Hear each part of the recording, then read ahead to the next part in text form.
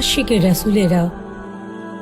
মানব নফস অর্থাৎ ষড়রিপু তথা কাম, ক্রোধ, লোভ, মোহ, মদ ও মাৎসর্য, এই রিপুগুলোর বেড়াজালে মানুষ আবদ্ধ হয়ে পড়ে। এই রিপুগুলো মানবাত্মাকে অন্ধ করে দেয়, বধির করে দেয়, জাগতিক মোহে আচ্ছন্ন করে দেয়।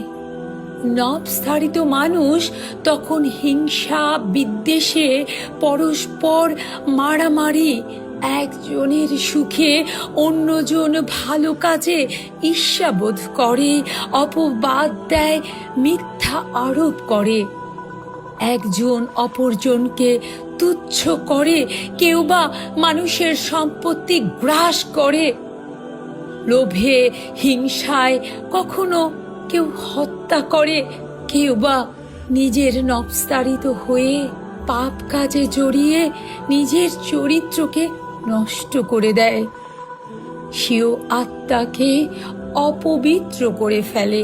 কিন্তু আল্লাহর মনোনীত মহামানবগণ রিপুর দাসত্বে আবদ্ধ নন। তারা তো কাউকে হেয় করতে পারেন না, কারো হৃদয়ে তারা আঘাত করতে পারেন না, নিজের স্বার্থে তারা তো সত্যকে কখনোই বিকৃত করতে পারেন না। এই প্রসঙ্গে মহান রাব্বুল আলামিন সূরা হজের ৪৬ নম্বর আয়াতে বলেন, চোখ অন্ধ হয় না, অন্ধ হয় অন্তরে থাকা হৃদয়। হৃদয়ের চোখে যারা জাগ্রত তারা তো শুধু শরীয়তের আবরণ নয়, মারিফতের আলো দ্বারা তাদের হৃদয় থাকে আলোকিত। তারা থাকেন আলোকিত মানব, তারা তো প্রজ্বলিত প্রদীপ। যিনি সাধনার দ্বারা অন্তরের পঞ্চ ইন্দ্রিয়কে জাগ্রত করতে পেরেছেন, তিনি প্রতিনিয়ত আল্লাহর সাথে, আল্লাহর রূহের সাথে কথোপকথন করেন। দয়াময় আল্লাহকে তিনি তার নফসের মোকাবে দেখেন, দয়াল রাসূলের সাথে, সর্বযুগের নবী রাসূলের সাথে তার হৃদয়ে যোগসূত্র আছে।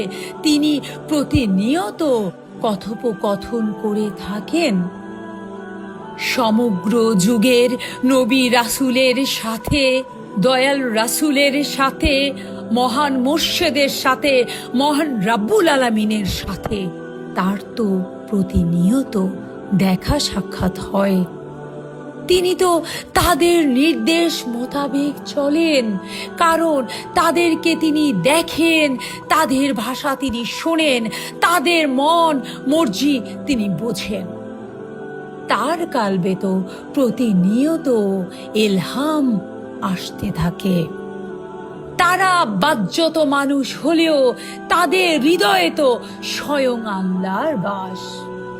যেই কারণে হযরত আলী বলেছিলেন, এ কোরআন মৃত, আমি সবাক জীবন্ত কোরআন।